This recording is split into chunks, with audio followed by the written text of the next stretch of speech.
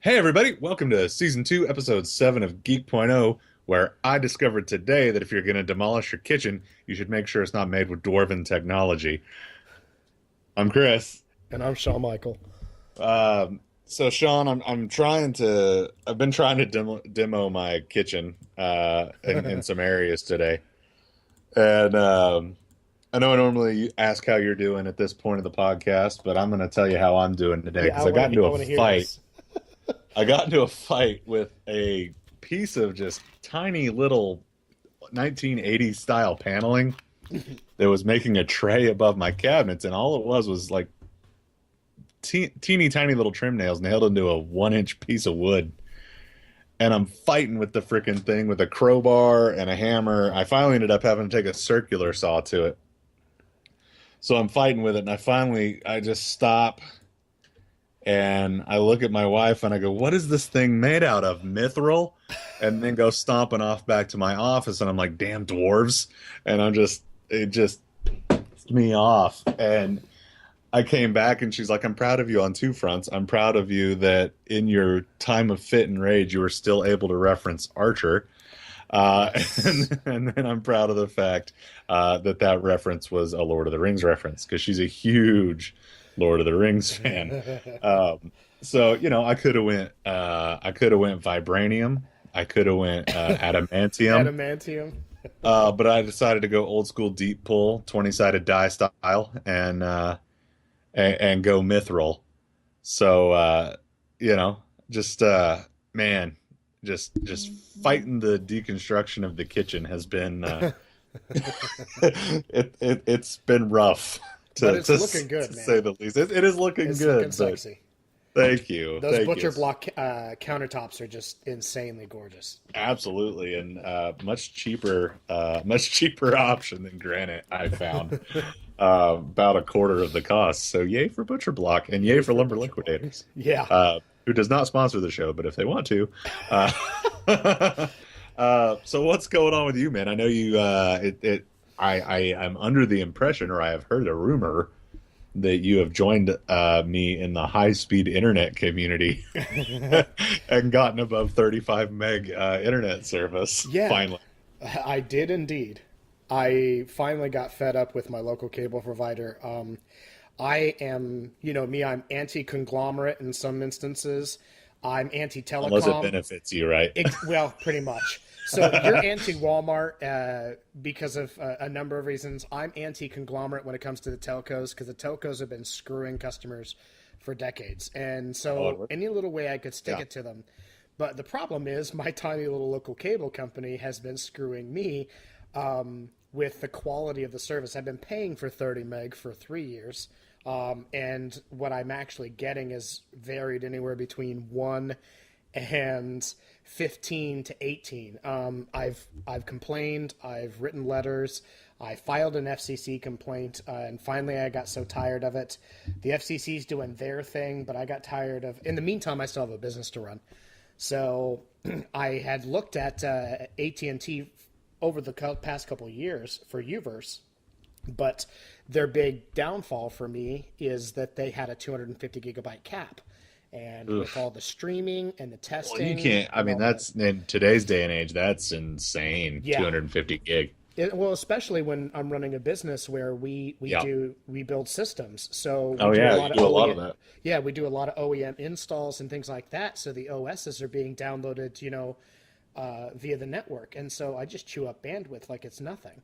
And so I saw a note on AT&T's site that they were changing that bandwidth limit to 1 terabyte, and I was like, Yahoo! well, and I got lucky. Actually, this has been my lucky week apparently because I called them in more than one way. But I called them, and turns out that since we had absolutely no phone hardware or wiring installed in this house when we had it built, because who uses home phones? Old people. Old people. So we just ticked off a whole bunch of people. But Well, since we that had old none of people that, don't know what a podcast is. We'll be fine. So since we had none of that hardware pre-wired into the house, they actually had to run a straight fiber optic line into the house. So, in contrary to AT&T's national marketing campaign where they advertise fiber, but what they actually have is fiber to the node, not fiber to the premises, I am officially FTTP. Guy from AT&T spent, he spent a better part of 7.5 hours He spent here a yesterday. fortnight at your house. Yes. Wiring all of the signaling equipment and everything else into the house, and I now have a solid fiber connection coming directly into my home. So, Oh, that makes me super jealous. Because I have cable internet, and I'm almost to the point where I'm about ready to file a complaint with the FCC. but your connection's faster on paper. Great, yeah, it's advertised at 150 meg. That's awesome. I have 100, well, up to. So that's how they get around that crap. I have up to 150 meg, and today at one point I had 3 megabytes of download service. Ouch. So that's not even legally high-speed internet, cable internet provider for Joplin, Missouri. If anybody's listening to this, you can Google it and figure out who I'm talking about without actually mentioning who it is. So I did reset my router and modem before we started and got all the way up to a whopping 35. So I'm just over a fifth of the way to what my download speed's supposed to be. So, Fantastic. that's cool. But my upload speed for some reason never seems to slow down. So it's very interesting that Speaking of which, what is your upload speed on them? 5. Okay, that's what I'm at. I'm at 5. Yeah. Yeah, 5's good. When I was with Cable It'd be One, nice I to be had 10, 1, so and I can upgrade to 10, and I may at some point here, if they can start promising me better download speeds. So after all that, everybody, it sounds like we've had a pretty good week, but we're going to talk about 5 topics today. We're going to talk about a program that's on Indiegogo right now that's going to let you play laser tag with your smartphones. We're going to talk about PlayStation Vue getting some competition out there in the internet cable streaming provider space, whatever you want to call it. We're going to talk about how rich people watch movies, how Oculus is kind of effing over their early adopters, and then a story that is near and dear to my heart, how to read a bedtime story to your kid when you're out on the road traveling, textile.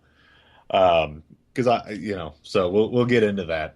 But the first thing we're going to talk about tonight is it's a game. It's a program and a game. It's an app called Father.io, and you can find it on Indiegogo. I had a buddy of mine share this to me the other day, and so I threw it up on the site so customers could check it out. And essentially, I highly recommend going to Geek.0.com and checking out the video just so you can get a little bit more about it. But what Father.io is it's laser tag. It's laser tag for your smartphone. And what it is it's a dongle that hooks onto your Google, your Android or Apple device, and then uses sensors so you can run around Call of Duty style. You can actually go. You can. Sorry, everybody. Sean just dropped his microphone. A little bit of technical difficulty. drop the mic. Yeah, Sean That just was how apparently excited Sean I is was. done with the show. He said something so great, he's out. Well, you said President Obama style, he out. you mentioned a company brought laser tag back, and at that point I was like, drop the And mic, I'm out. Yeah. So laser tag based off your smartphone, so you can actually go outside and play with your friends like when you were 12. The video is really cool, and what's neat about this is the featured pack for this is $50. It's looking for a winner of this year, winter 2016 delivery, after the shipment of the original campaign pre-orders. There's still 100 of them left. And you get 2 interceptor laser tag systems, and you get the game for Google Play or the App Store. The game is free and always will be. So essentially, you run around, your phone acts as a heads-up display for you, and you shoot it. You shoot at people. I mean, it's literally laser tag through your smartphone, and it looks like Sean's getting out a credit card to buy it right frickin' now. Just did. So he's on board with this. I was actually planning on getting on board with it myself. Um, be a good way to lose a little bit of flub around the middle, running around playing first person shooter outside, actual first person shooter as opposed to Call of Yeah. Duty. What's funny is I picture, now that you mention that, I saw the video for this, which is fantastic, but I actually had a vision of myself playing this game, and I can't Yeah. lie, you're gonna look retarded running around holding your smartphone in front of you with a laser on it, Well, shooting at someone. But I you don't know, care. I don't care. I'm gonna use the that's the thing. You're almost gonna look like you're LARPing in a way. Uh because Live you're gonna action be role playing, baby. yeah, because I guarantee you there will be people with this game that will straight up have ghillie suits and camo, and they will, Dude, I guarantee, do you remember a movie play from the this 80s hardcore. called Gotcha? I don't. I Oh am my like God. almost a decade younger than you. You've got to see this movie. It's totally what you just described. Basically, a bunch of these people are playing a game with paint guns, old school. Yeah, yeah, yeah. All the guns sound like Pre-painted. they're like suppressed 22s, but they just Yeah. shoot paint pellets, and it's this big campus-wide game. Well, it turns into an actual somebody's actually like killing people.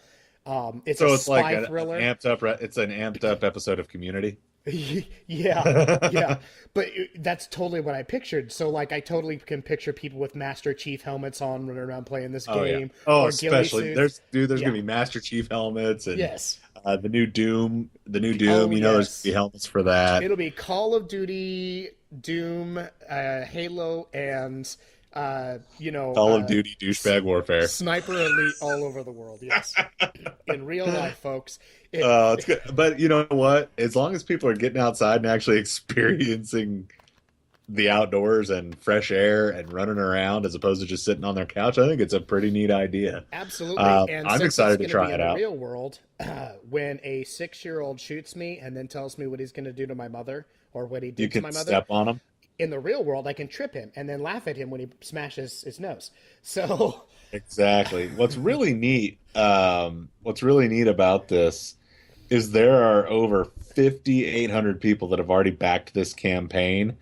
And I believe it says on here somewhere. I haven't found it. I saw it on the desktop side, but as I'm looking at Indiegogo's mobile site, um, yeah, there it 5,200 of them in the wild. there's 5,200 of them in the wild already being beta tested, and and I just see it 3 minutes ago. Rethink Tech spent $60 to back it. I just looked at the backers and it popped up, so that's funny. So yeah, there's 5,200 people out already beta testing this, so there may even be people near you checking this thing out. So go check it out, father.io, and man, it's looking exciting. I think we're both going to end up getting a couple of them. So I Definitely can hope so. imagine running around with our wives playing it too. That'd be fun. Yeah.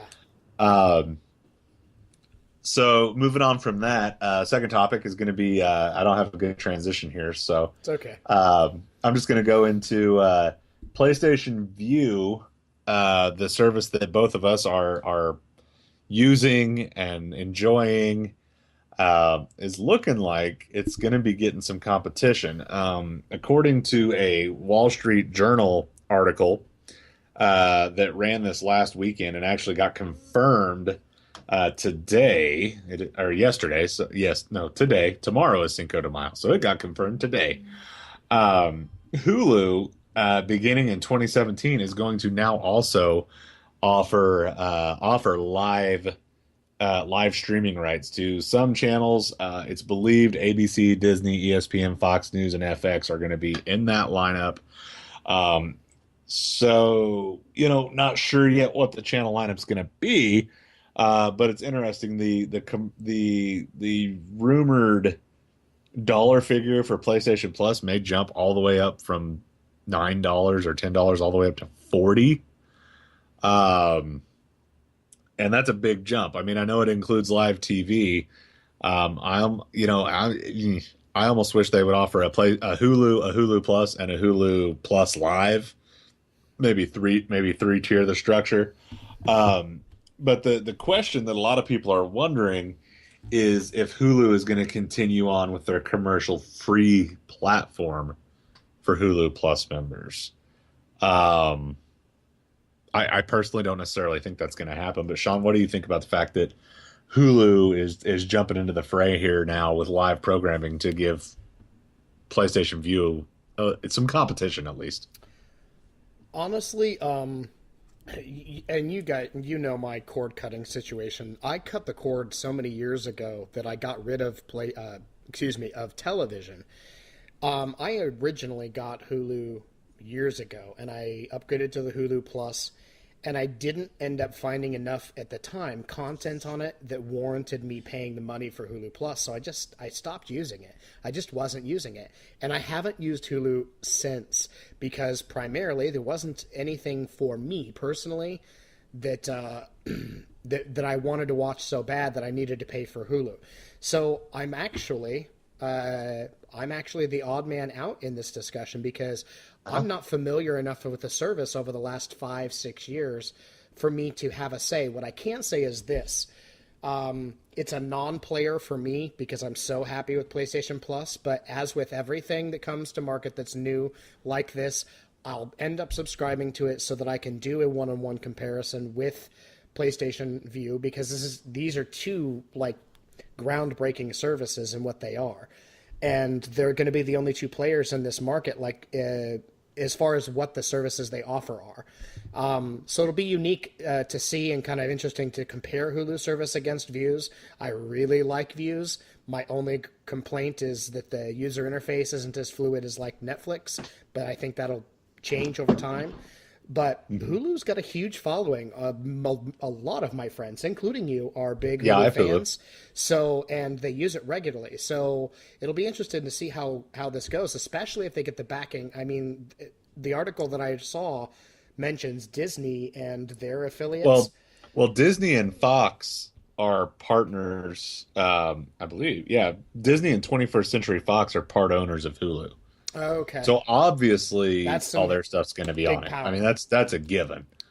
But on that same token, all the Disney channels and all the Fox channels are on PlayStation View. Correct. What is missing from PlayStation View is essentially the CBS slate of channels, your CBS, your CWs, things along those lines. Right now, I use PlayStation Plus as a supplement to I use Hulu Plus as a supplement to PlayStation View. And I essentially just use PlayStation View to watch iZombie, The Flash, Arrow, and Legends of Tomorrow. And that's it. I use it to watch 4 shows, 11, 22, 63. I also watch that. So good. Good show. And I like that Hulu's coming up with their own original programming as well. And that is one advantage they will have over PlayStation View because PlayStation has dabbled in their own programming with Powers. Season 2 is coming, finally. And it is pretty good, but like you said, finally. It's been almost 2 years. Yeah, exactly. And that's not exactly how you keep people interested in a show. No. So I mean, I think it's great. I think the big thing is going to be that it's going to have ESPN, just like View. That's been the thing that keeps people from cutting the cord. And I know you're not a sports household, but a big chunk of America is. Yes. And Hulu is a much more familiar name to consumers than PlayStation View. Yes. So I think that's going to give Hulu a leg up. I also think what's going to give Hulu a leg up is that you can use Hulu on a Windows-based device. So Chrome, Internet Explorer, things along those lines, Firefox, you can use Hulu on your computer. Where right now, PlayStation View, it's iOS only. iOS only, because it's not even on Android yet. So it's PlayStation, the Fire Slate, and Apple devices. So like when I'm sitting in a hotel, I don't have an iPad. So if I want to watch something on PlayStation View, I have to watch it on my iPhone. I can't go to PlayStationView.com right. and sync up and watch. So maybe that leads me down the path of moving away from PlayStation View and moving over to Hulu. You never know. It may fit better for my lifestyle. Right. And I think that's what's great about the difference. But that's what's nice about having two players in the market. That's where competition comes in to be great. And the only thing, I guess the only thing I kind of have a concern here, and I'll go back to the one thing I want to double back to something before I lose my train of thought and move into my one concern about it. Um, People are questioning whether or not it's going to stay commercial free at $40 a month. I really, really, really, really, really doubt it. Me too. Um, because PlayStation View is starts at 29.99, goes up to 45.99 or 44.99, and it is not commercial free. Nope. And I'll be really surprised if who well, and maybe they will just because of the backing of Fox and Disney behind it. But companies want to make money, and maybe they'll do it in a format where you can front load all your commercials before the show, because they do that on Hulu with some of the show. Like I think Once Upon a Time is one of them. One of the ABC shows is not included in the commercial free. But so what they do is they play like 4.5 minutes of commercials before the show starts, and then you get the show uninterrupted. I gotcha. So maybe they'll go that route. And if they go that route, that will also attract a lot of people. Because I know, like you said, you really don't like sitting through commercials. Hate them. So that could be a huge thing. Now, my one concern that I'm starting to see here, like I said, I already stated this. I pay 45 a month for PlayStation View, but then I'm also supplementing that with another $10 a month for Hulu Plus, so I can get the one freaking channel that I want that PlayStation View doesn't have. And once you do that, plus PlayStation View, plus Hulu plus Amazon Prime, plus Netflix, it's great that all these internet streaming services are happening and coming. But by the time you pay for all of them, you're basically paying what you were paying on your cable bill anyway. So by having it all pieced out, I mean, you're talking, and I pay for Prime on a yearly basis, and I get more out of it than just the video. But if you don't, you're talking $45 for PlayStation View. You jump to $54 when you add Hulu. You jump to $64 when you add Netflix. You jump to $74 when you add Amazon Prime. So now you're right back where you were. Yeah. Here's the thing, though, and I think this is an important thing to remember. What we need to remember is we're actually in the adolescence. Okay, so, and I use that term as a descriptor. When guys grow their hair out, there's always that awkward, ugly stage. So we're in that pimply face, like it's not perfect. And yes, and I remember an interview with Chris Hardwick a few years ago when he was talking with a panel, I think Patrick Norton, somebody else, but they were talking about the idea of a la carte programming. And they did the math even back then at, different price points. And one of the consensus and Chris Hardwick made a really good point, is that period, if you go a la carte, you're going to end up paying more for if you have a wide variety of tastes, and especially if you're a sports fan, you're going to end up paying more for the content.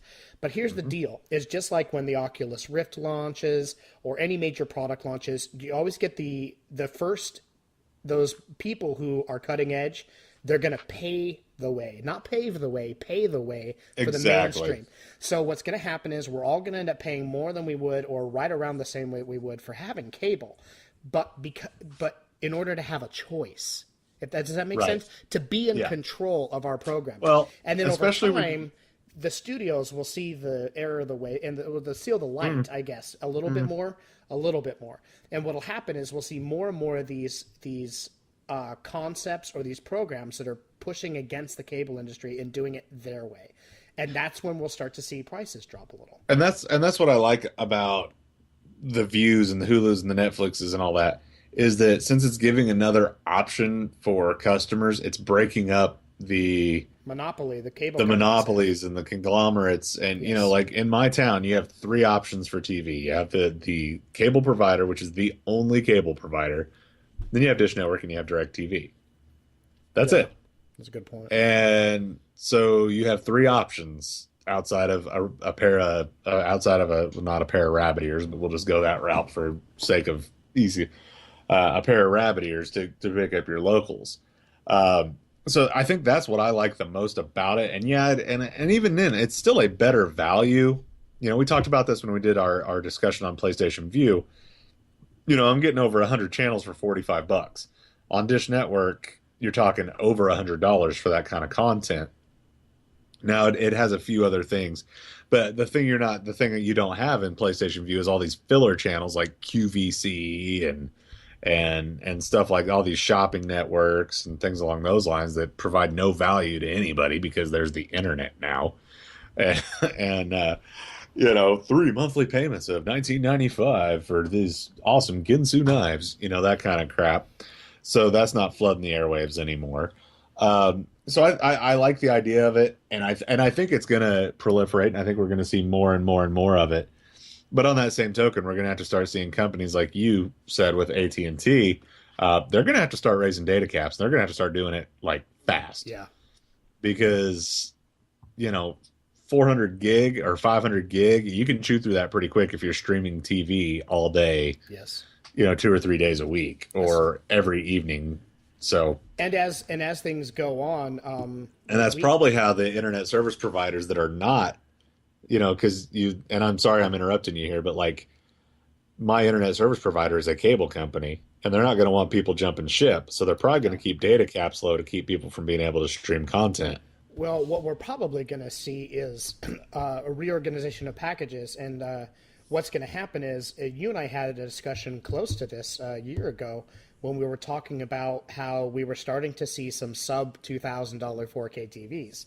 Yep. And we were like, oh my God, you can get a 4K TV for almost $1,700. Buddy, well, I have now been drooling over a 4K TV that's $9.99, a 65 inch. Dude, so I just saw one at Walmart, okay? A TCL that's got exceptional reviews from everyone who's bought it for $599.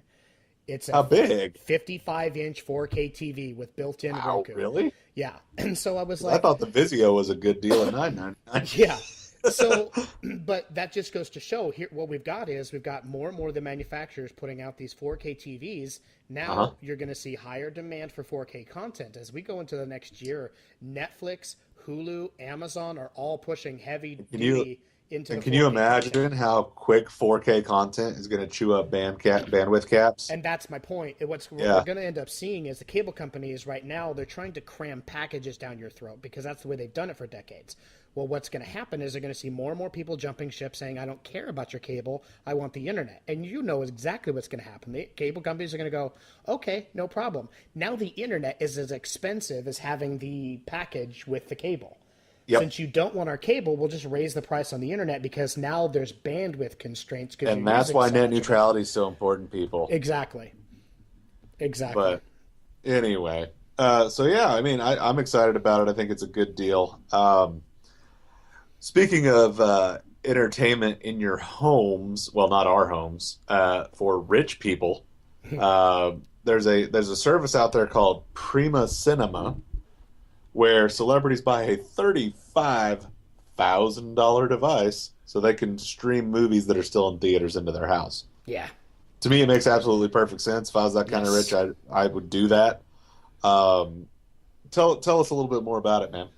So basically, this is the brainchild of Sean Parker. For those of you who don't remember him, yeah, that's the Sean Parker of Napster and Facebook fame. And Lars Ulrich suing the crap out of him. Yeah. So Sean Parker went legit, and he helped get Facebook on the map and inspire Mark Zuckerberg to branch out and do his thing. And he has always been looking for that next big thing. And this project is basically to allow the elite of the elite, so studio moguls, top CEOs, sports legends, people who don't really want to fight to go down to a megaplex to see a movie. So the idea is they can spend $35,000 on a unit and up to $500 a movie, and they can watch movies when they come out in the theater at home in their own home theater. So I think you got that wrong. It's $50 a pop, I believe, for the movies. Well, here's the thing. That's what I'm seeing anyway. Well, to be a Prime Cinema customer, you pay $35,000 up front to install the system, and you're going to have to cough up $500 every time you want to watch a movie. So okay, I guess I read wrong. So, and that's at least what I read. There may be a typo in one of the articles, but I was checking this out from Business Insider. Yeah, So, it must be a typo. Sorry. no worries. I will double check that, but still, either way, if you're Tom Cruise, $500 for a movie is not going to kill you in the pocketbook. What it is, though, is a major. It's a discount of a lifetime because you're not having to fight with security and finding a theater for a private screening, things like that, so that you can watch a movie. And it's kind of funny that we see this, and I saw it the other day. An example of this: Colton saw one of his teachers at school, or excuse me, at the grocery store. And I forgot the wide-eyed wonder you have when someone you engage with in a certain, whatever you want to call it, environment, you see them out of that element and you're like, oh God, they're a real person too. And it's funny that we look at these people, they live in and work in the movie industry or a major thing, and we don't think about the fact that they want to be able to do the same things the rest of us want to do. They want to be able to sit down and watch a flick, and they can't just go to the theater without the potential to being mobbed or ask for whatever, autographs, things like that. So this is a great idea. Targeting the ultra elite, the Bel Air circuit, and get in there and provide them an opportunity and a means. And I can see this selling like hotcakes, dude. Oh yeah, dude. Especially if it's especially since we have two different prices that we're seeing. If it's $50, that'd be huge. 500, for a lot of these guys, it is chump change. It's like me throwing out $12 for a movie. Yeah, and it's dude, important to note that this isn't just some chump change endeavor either. Like this is heavily invested. So we've got yes, it is. Tom Cruise, Ben Affleck, Steven Spielberg, Tarantino, Harvey Weinstein. All It's a lot of heavy board. hitters. And one of the biggest concerns has always been, security and privacy and protection of intellectual property. So the way this system works, it uses fingerprint security, biometric security. So they have to use their actual fingerprint to log in to check out their movies. It has to be set up and configured with a specific static IP, and everything else. I mean, it's a major endeavor to get this set up for them. But when they do, they've got complete total privacy to be able to have access to just everything that's out there, sometimes even before it hits the primary theaters. Well, yeah, and you know what? People complain about like the super rich getting all these perks and stuff, but can you imagine having to be someone like a Tom Cruise or a Ben Affleck or a Quentin Tarantino and having to go see a movie with, and I don't want to say the unwashed masses, but I mean, come on, dude. People aren't going to let them just watch the movie in peace. Tom Cruise isn't going to get to go watch Civil War without getting mobbed. I mean, I know you can just go to the premiere, but still, that's, I think it makes perfect sense. I'm actually 100% behind this because celebrities deserve to have privacy too. Yeah, a life too. Just because they're absolutely. rich and famous doesn't mean that they don't deserve to have the same, rights the rest of us do to Exactly. at least some, modicum of privacy. So I think it's a good idea, and I think the way the structure of the system is set up, the royalties are going to get placed where they go to, and I think the system's set up with enough security and functionality to ensure that the studios don't have to worry about losses and things like that. So I think it's a cool concept. I hope it takes off even more than it is now. They're looking at incorporating a 4K version that's it'll be basically a Blu-ray that's in an 8-bit format, and Blu-ray is currently an 8-bit, but Prima 4K will be 12-bit, so it's going to be insanely beautiful. That way Quentin Tarantino can build a 4K IMAX in his backyard. Dude, he totally would. He would, just so he can watch 70 millimeter films. Yeah, he totally would. He's a gangster like that. Yeah. Moving on from that, Oculus is back in the news for another not necessarily great reason. And we're probably gonna have a little bit of a discussion on this. Oculus has a lot of people that are waiting on back orders, and we've talked about this. There are people that are 2 and 3 months away from getting their Oculus Rift.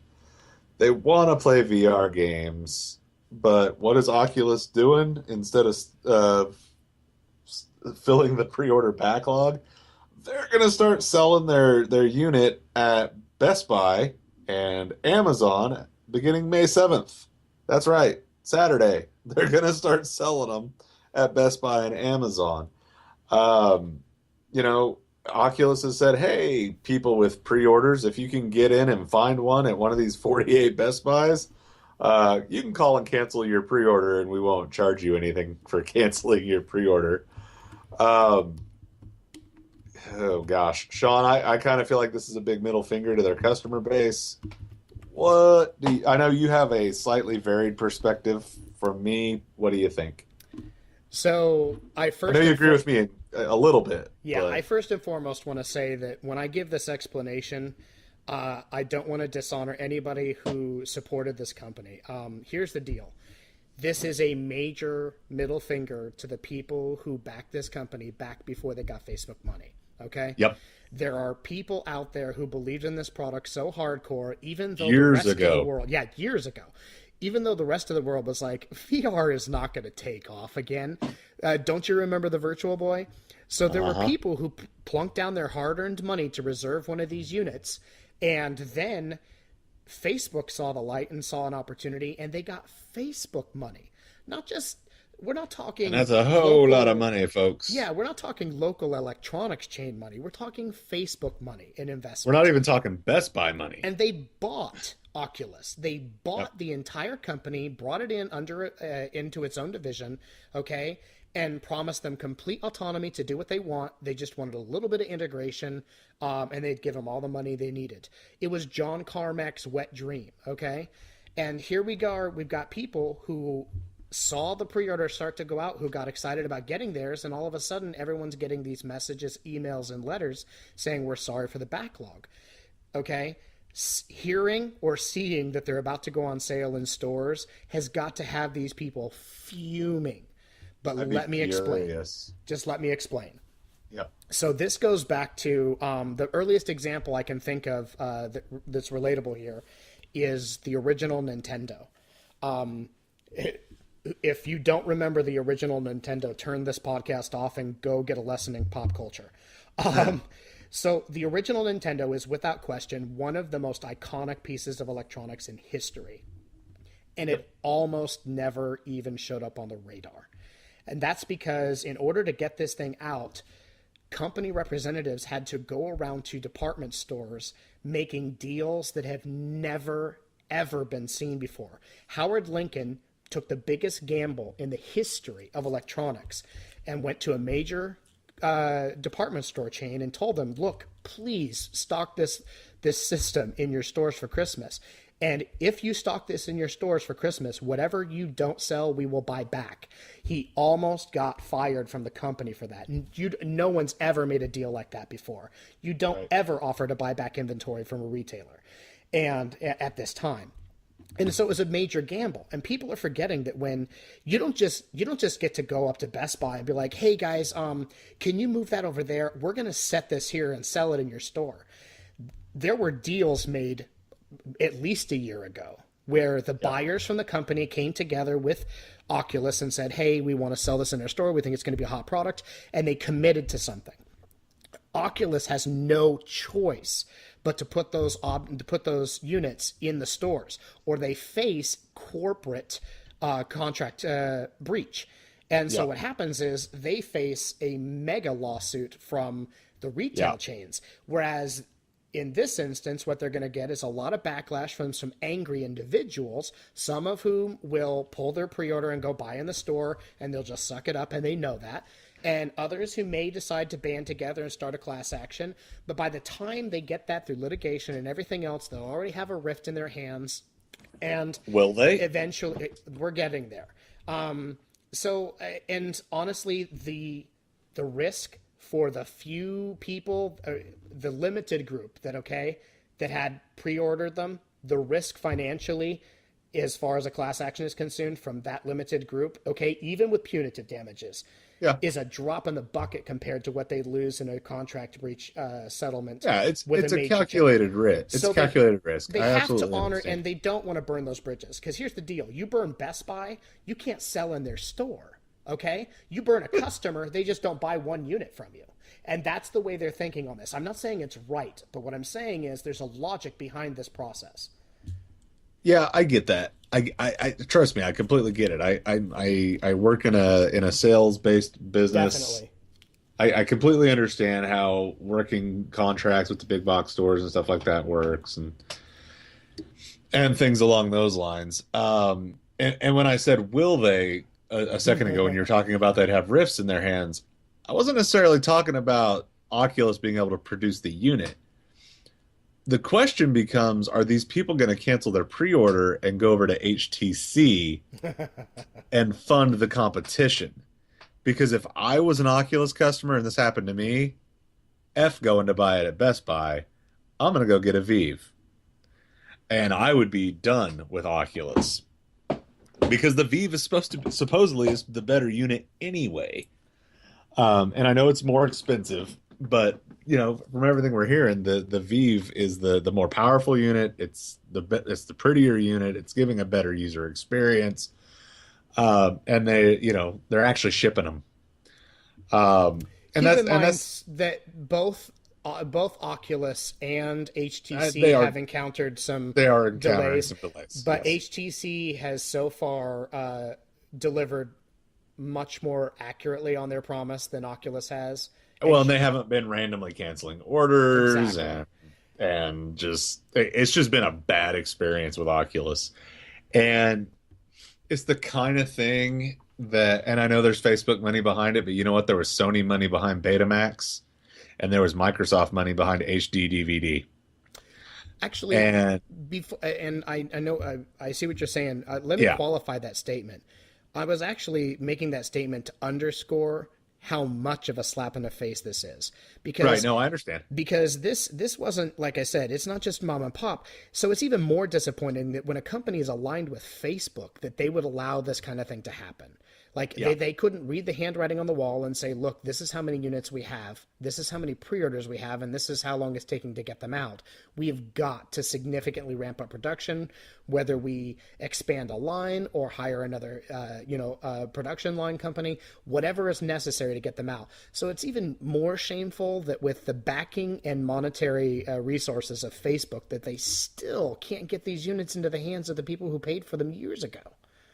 yeah, yeah, absolutely. And something that I feel like I've kind of been keeping under my vest or on my chest about this whole situation is it kind of feels like, because HTC announced their unit and their pre-order, and then I can't remember who announced it first, the pre-orders or the shipments of the pre-orders or whatever it was, but it felt like I'm pretty sure HTC announced first when they were actually going to set up pre-orders, I and then it believe was it like, was, yes. so HTC announces, hey, we're going to pre-order. Pre-orders start in, I believe, February or March.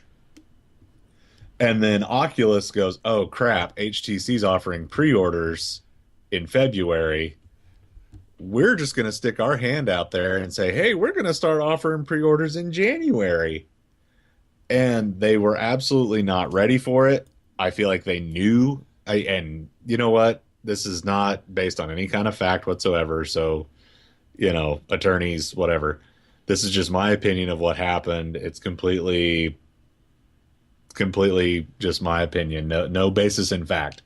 But the feeling that I get from it is that Oculus shoved their pre-order out there to try to stop HTC from gaining traction, and it has come back and bit them in the butt.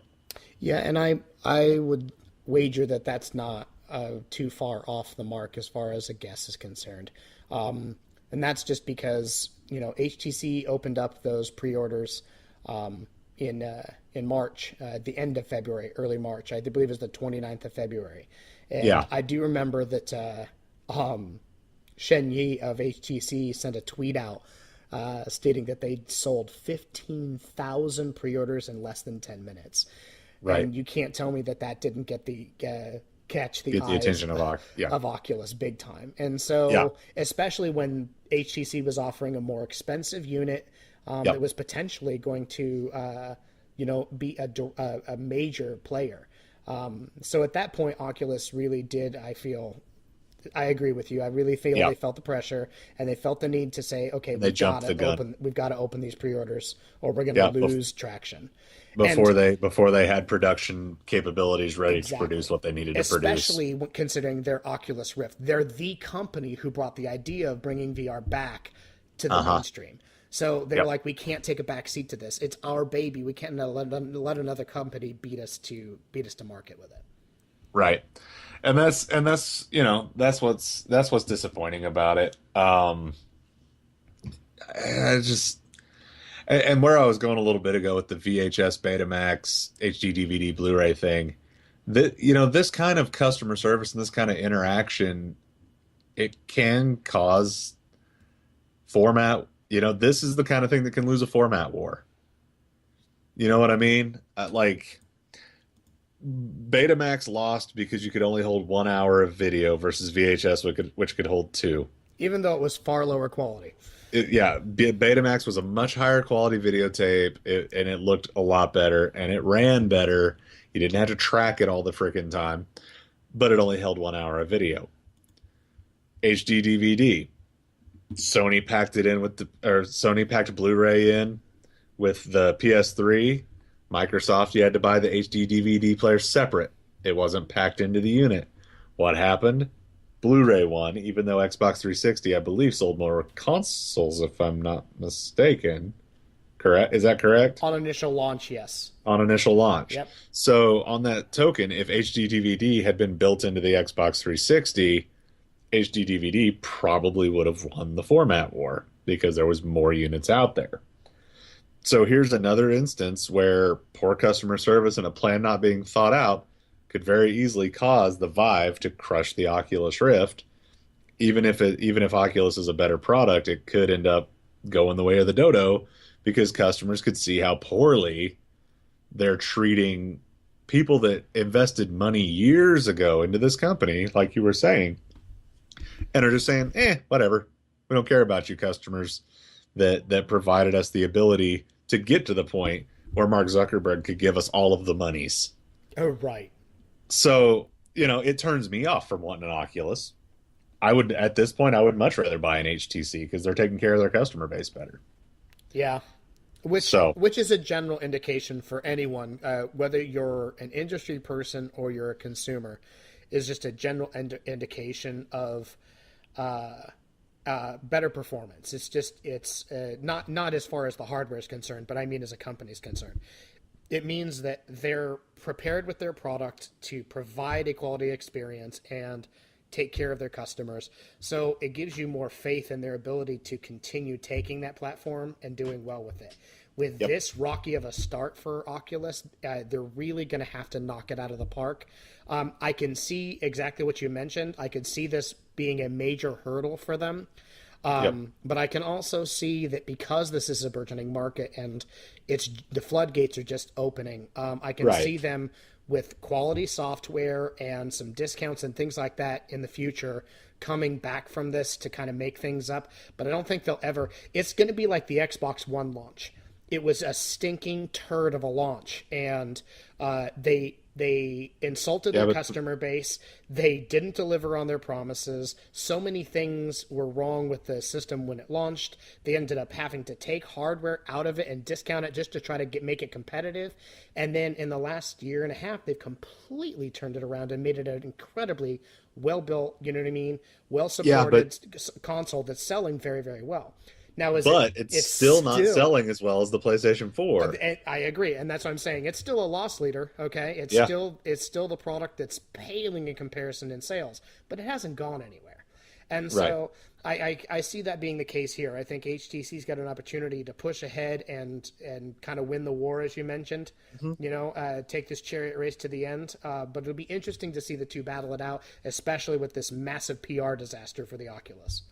Well, and on that same token, I it's not that I don't want Oculus to fail. Let me say that. No. But if HTC provides a superior product, which all reviews and indications are saying that they do, and HTC is providing better customer service, which right at the moment they obviously are, why would we not want HTC to win? You know Right. what I mean? So, you know, that's kind of my last 2 cents on on the topic. But I'm in HTC camp right now. I am too, but that's because I've been more enticed by the hardware since I saw its emergence. Hmm. I really, really, really, really. And speaking of which, one of our staffers, she and a good friend of hers pre-ordered their Vive. Um, Did it actually show up? they got it on Tuesday of this. No, Well, what there was you go. yesterday? Proof's in the pudding, Oculus. But anyway, that's Yeah. So theirs came, and they spent hours live streaming with it yesterday. They put $300 worth of software on it and said it's Jeez. absolutely fantastic. So So they've dropped like $1,100 on this guy already between yes, the unit and the yes, heart and the software and wow, yeah. He dedicated the spare bedroom in his apartment to just VR. It's the VR that's room. so genius. So The they have things you like can do when you're single. so they have like a second community reference. They have an Imaginarium or Oh, they have a they holodeck. have a holodeck. He has a holodeck in his apartment. Yes. I really want to go. You know what, Guy, I have not met you yet, but I will paint your room black and put yellow squares in it so it looks just like a Star Trek holodeck. That because that's just why would you not? How do you not? How How do do you you not? not? You can paint it tan before you move, Exactly. but turn it into a holodeck. Uh, Oh man. Okay. So the last topic we're going to talk about. Did you have anything else to add about Oculus before we No, I was just move on going to to the say, last thing? speaking of VR, let's Yeah. talk about the experiences it can create. Yes, absolutely. See, there you go. That's a masterful transition right there. Why didn't I think of that? Because it's 11 o'clock at night. Uh, so Samsung is bringing something to market that's actually looking like it's going to be near and dear to my heart. Um, and it's the ability to. It's going to be called Bedtime Stories, and it's going to be the ability to take a Samsung Gear VR and a Google Cardboard, where the parent would you wear the Gear VR and the child would wear the Google Cardboard, and they can experience a bedtime story together across distances. And as someone that travels a lot for work, this is something that's very, very interesting to me. But Sean, why don't you tell us a little bit more about what it is, how it's set up, how it's going to work, and then we kind of talk about our thoughts on it and start to wrap up. Okay, so my thoughts on it are exactly as I put the title in our article on it that we posted on the site, which is that Samsung is creating a very intriguing answer to a sad problem. There are a lot of people who work very, very hard to provide for their families, and unfortunately, sometimes that requires them being on the road or away from their kids and their families more than they want to be, and it's hard to connect. And we've seen a lot of technologies coming out or come out that have afforded people the opportunity to connect. I know a lot of families who FaceTime I or Skype video all the chat or time. Skype. Yep. Yep. And so this is taking it to a next level that's so much more personal. So Samsung created this world where parents can actually step into it with their children, okay, and select bedtime stories and experience these things together. And what's cool is in some of these, there is a physical representation of a character for the Hmm. parent and the child so that they can be together hand in hand, so they can feel like they're actually there with them. And the parent gets to narrate the story. It's called Most Wonderful Place to Be. And they can actually travel through these very magical places together and share that experience. Of course, it's a VR experience, so it's totally immersive, 360 degree. You get to travel around with Jen the penguin and Dan the dinosaur, and Robot Joe for the musical finale. And it's an amazing concept. The video is posted on our website. The graphics are rudimentary, and no, I don't want to use that word. They look good, but they're basic. But the Yeah. idea behind this is absolutely magical.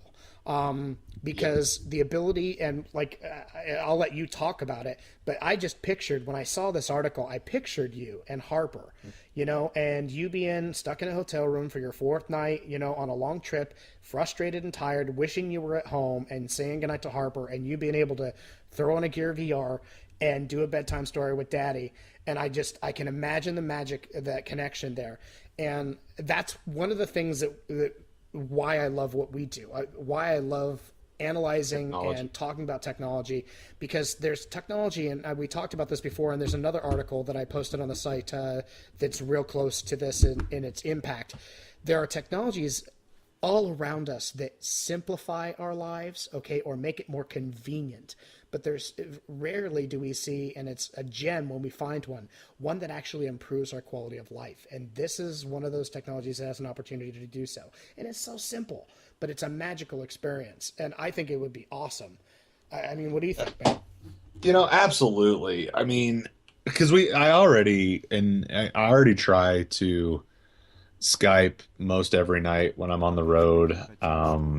There are several times that we'll read a bedtime story together, or read a story together, or pray together, or things along those lines. Um,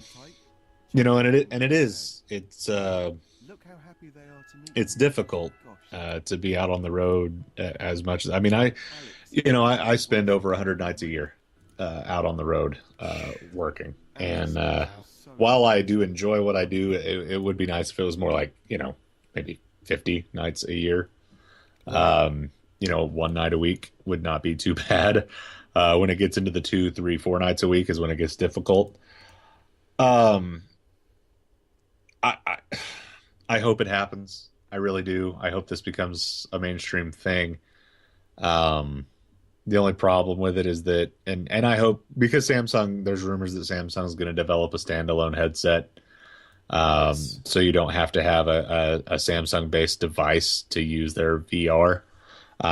Because as someone that has an iPhone for their work phone, I do not carry another phone because that would be an expense that I don't need to incur on a monthly basis. I'm not as worried about my privacy with my phone as some of my coworkers seem to be, that carry two phones. I don't do anything wrong on my phone outside of maybe use too much data, and been scolded for that a couple times. But I hope it becomes something where it can be a standalone headset. And honestly, what I would really hope that Samsung would do with this program would be that they would open it up to other companies. Yeah. Just being as it is what it is, and gives a parent and a child the opportunity to connect. Um, I would hope that they would go the Elon Musk route and open this up to HTC or Oculus or Sony with their PlayStation VR, or even Apple if they do, because there's rumors that Apple's working on a headset Right. in the vein of the Gear VR, and even though it probably wouldn't be $99, it'd probably be like $500, and still have to use an iPhone because it's Apple. But it'll be pretty.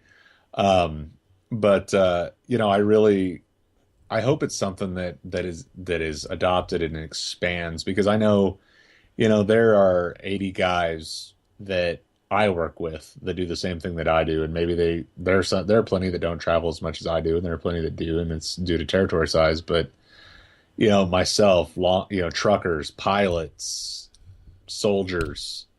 That's one that comes to mind a lot. Is they could set this up overseas and have a bank of these with soldiers and allow them to communicate with their children back home. Yeah. Um, It's a truly novel concept. It's something, like I said, this isn't just a technology just for fun. This is where we take an idea and a technology, and we adapt it, and we turn it into something so much more.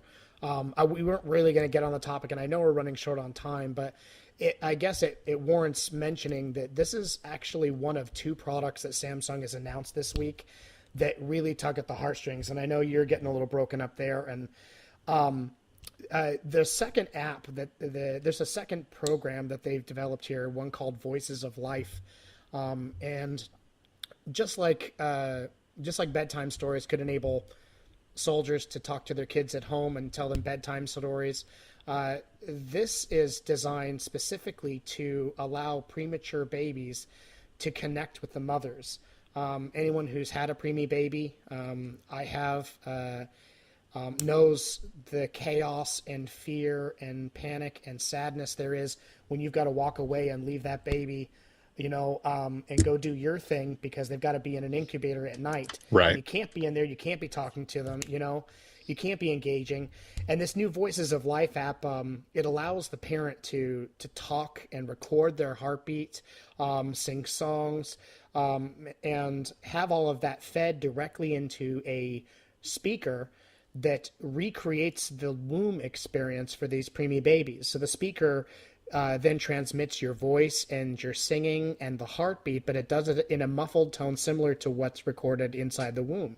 And the idea here is to kind of break that barrier where this tiny little being that's not even ready to be in the world has been pulled out of it into a totally foreign environment filled with alarms and lights and beeps and machinery, placed inside of a plastic bubble that's so alien to it, and it's so rough on them. And anyone who knows anything about parenting knows how incredibly important those first, couple weeks of being able to connect are.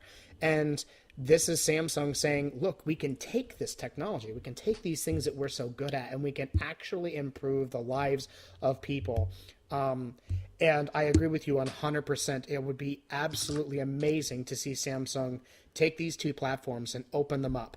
I know that Samsung is a direct competitor with Apple, but it's a well-established fact that there is a massive, massive, massive iPhone user base out there. Absolutely. And to be able to open this up, license the app, make your money on it, whatever, but open it up and make it available to these other companies so that everyone can take advantage of the opportunities to have these personal experiences shared, because they are two things that I think personally are incredibly powerful human emotional technologies.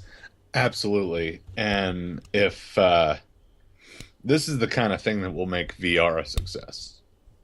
Absolutely. Not that, you have your Minecrafts and your Valkyrie and your Valkyries and your Wild West games and things along those lines. And that's all well and good, and that's great, and entertainment's fun, and we wouldn't be doing this if we didn't enjoy the entertainment aspect of what goes on. But the fact that this technology can be used to improve people's lives is much more important. So with that, I think it's time we sign off. You can check us out at our website, Geek.0.com. That's GEEKPOINT 0.com, the numeral 0. You can check us out on Facebook, Facebook.com/Geek.0. We are on Twitter and Instagram at Geek.0. You can also subscribe to us on iTunes, Stitcher, Podcast Addict, things along those lines. And then you can check us out on our YouTube channel. There are multiple outlets to find us. We've been posting a lot of stuff recently on the website. A lot of great stories. That's the postings on our website is where we find a lot of the content for our episodes. So if you guys have suggestions for things you'd like to hear us talk about, let us know. Let us know. Hit us up in the comments on YouTube. Hit us up. We have a contact us page on the website. You can send us tweets. You can whatever. There's multiple ways to get in touch with us. So just hit us up and let us know if there's things you'd like for us to talk about that we haven't talked about. So for Geek.0, I'm Chris. And I'm Shawn Michael. Have a great week, geeks.